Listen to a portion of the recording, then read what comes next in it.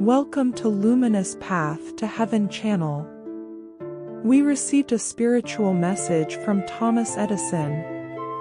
If you're feeling frustrated with the lack of results in what you're doing, watching this video till the end will provide you with hints to find the answer. The God Channel by Koichi Uchiyama. Now, if you please, join me in a prayer. To those who have come to my place, may I have your name? It's Edison. Thank you for coming, sincerely. It's been a while. I hope to hear your words. Thank you very much. I am sure I must be quite famous among you all. However, when I was alive, I don't think I had the same image as I do now. Certainly, I was eccentric, very eager in my research, adept at immersing myself in my own world. Once I started, I couldn't see anything else around me, and I didn't care much about my school grades. There were things I could do and things I couldn't, and what I wasn't good at was completely hopeless for me. And I was often ridiculed, teased, and laughed at by those around me. That sort of thing happened frequently. But you see, the key is to keep going no matter what anyone says. I pursued what I believed in relentlessly, even if I failed again and again, conducting experiments repeatedly, boldly taking on challenges. And I always believed this would succeed, so no matter how many times I failed, I didn't consider it a failure, but rather felt I was one step closer to success. But to others, it probably looked like I just kept failing. Meanwhile, others were moving on to different research, making different presentations. At times, I felt left behind. I felt overtaken. But I didn't let it bother me. I had a sense of self that wasn't swayed by how well others wrote papers or how successfully they conducted experiments. I was deeply immersed in my own world, and in that sense, being adept at diving into my own world paid off.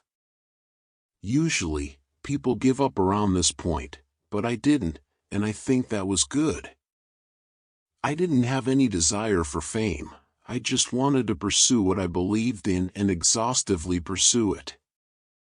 That's all it was.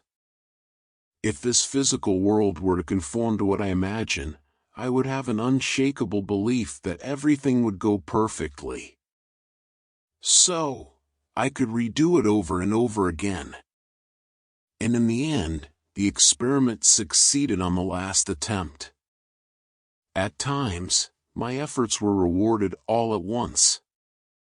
What I had been doing up until then ceased to be any effort at all. Just like the pieces in a game of Othello flipping from black to white, my entire life up to that point looked radiant. That's how it is. So, to today's youth, regarding what you believe in, I want to say, hold on to your convictions firmly and pursue them vigorously. Don't give up. In most cases, people give up midway to success. That's what usually happens. So, if there were hardly any quitters, science and technology on this planet would undoubtedly be more advanced.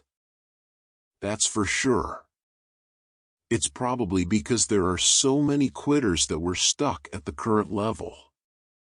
If you think about it, even though there's so much potential in each of you, you're giving up on it yourselves. I want to say that human effort is lacking. Nowadays, it seems everyone thinks extraterrestrial technology is amazing, but the potential to develop such things on Earth was there from the start. If there weren't jealousy among Earthlings, you would have been able to freely travel to any era long ago and even fly to other celestial bodies as much as you wanted. But there's no denying that human envy and resignation are limiting Earth's scientific and technological progress. What one human can discover or invent is limited. So, if many people vigorously pursued one thing each, there's a good chance we could scientifically understand how the pyramids were built by now. But because there's resignation, we're stuck at the current level. In that sense, to raise the overall potential of humanity, it's necessary first to cultivate the mental strength of each individual, fostering a never-give-up attitude, a spirit of inquiry, and a heart that doesn't envy. If you can expand these more and more, not only will individuals grow, but humanity as a whole will achieve remarkable development. Then we can understand how earthquakes occur, how volcanoes erupt, and humans can control them and live better lives. I've only made one small discovery, but if many people fully utilize their talents, a greater future society can be created. Have you ever thought about that? Are you merely thinking, he accomplished it because he's Edison? You can do it too. Pursue your inherent talents to the fullest. Pursue your interests thoroughly. And with a never-give-up attitude, no envy of others, and pure feelings, you can definitely do it. I understand that trying to forcefully develop talents that aren't inherently yours can be difficult. At that time, it might be better to give up to some extent. That's true, I think. But in most cases, in almost all cases, people give up and withdraw. If you think about that, you might realize how much of Earth's assets each individual is losing. Has anyone ever calculated it? If you think about that, if each person pursued just one thing continuously and led it to success, how much % increase in capacity would there be overall? Would science advance? Would human lifespan be able to live longer in good health? When you think about that, it's nothing but a dream. That's what I think. Today, I talked a bit with this kind of tension. Keep up the good work.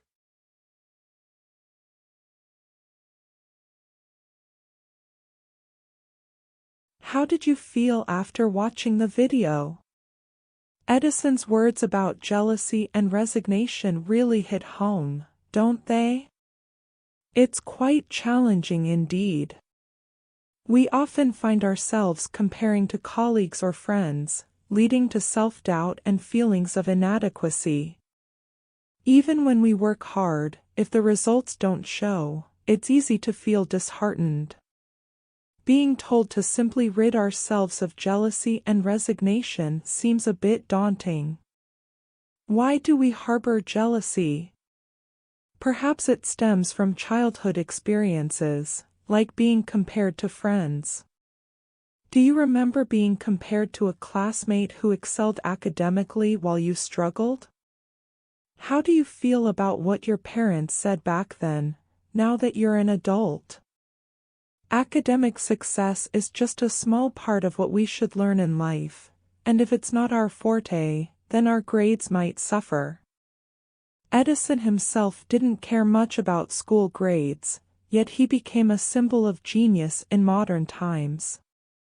It's likely that from a young age, we develop a habit of comparing ourselves to others in order to maintain our social standing. Hence, we become overly concerned with how others perceive us and may feel jealous of those who excel. However, Edison made a remarkable turnaround.